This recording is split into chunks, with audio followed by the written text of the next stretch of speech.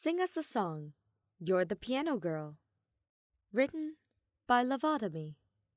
Read by Arashi. Excerpt. Warmth. Generally, Kaede thought of herself as the sort of person who could fall asleep anywhere.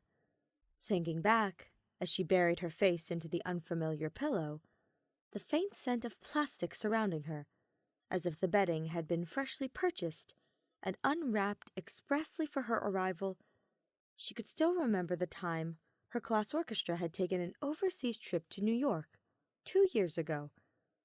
The other girls in her hotel room had teased her for being the first one to sleep each night, snickering about how their resident piano baka was too trusting. Tonight, however, no matter how many times Kaede turned over, sleep continued to elude her. She had noticed it right away while exploring the school with Saihara earlier in the day. Saishu Academy was not only far too warm on the inside, but humid as well. She supposed that's what it took to keep the odd plant life sprouting all about in good health. However, it caused Kaede to feel as if she were about to wither. Although the dorm seemed to be free of stray flora, the conditions within clearly hadn't been adjusted to match.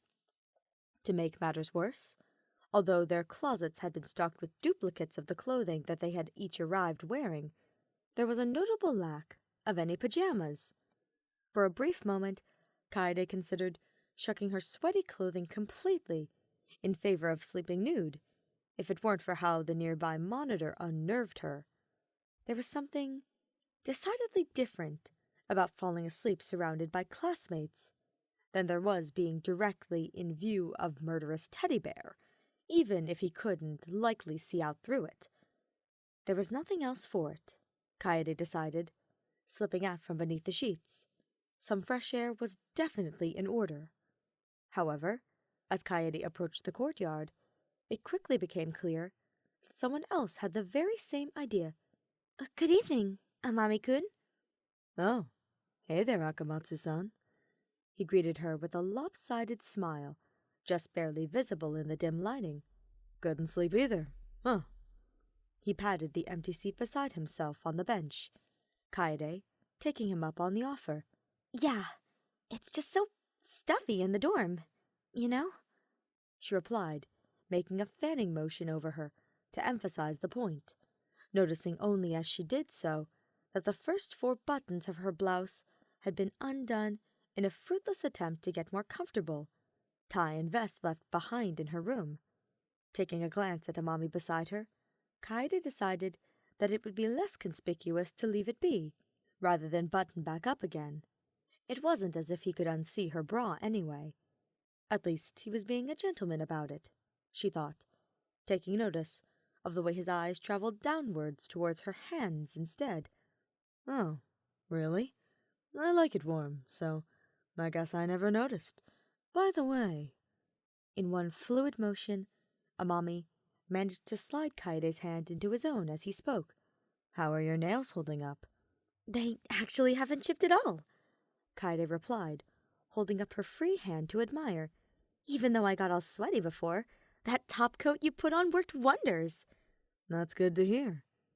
Taking his eyes off her fingers, Amami rested his head backwards on the back of the bench, gazing upward at the top of the glass enclosure trapping them in. He looked just as tired as she must have, Kaede thought, wondering at the same time what had brought him out so late. My sisters hadn't mentioned that brand before, so I wasn't sure how good it would be. His touch was blessedly cool upon her own hand, and Kaede mourned the loss of it when he took it away to rub at his eyes, careful to avoid the area surrounding his pierced brow. Did it hurt when you got that done? Kaede asked, pointing to her own face. Nah, not too much. They numb you up pretty good and all. Why? You worried about me? He tilted his head towards her. Kaede laughed. The pain of a piercing gun seemed to pale in comparison when weighed against what could happen to either of them at any moment in their current situation. No, I was just actually thinking that I'd like to finally get my ears pierced once we get out of here. After this, I feel brave enough to do anything, you know? I know a place that does an awesome job.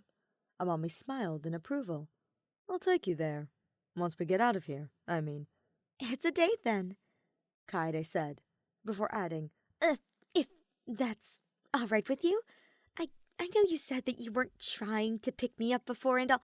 Amami shook his head, interrupting her misgivings. That'd be swell.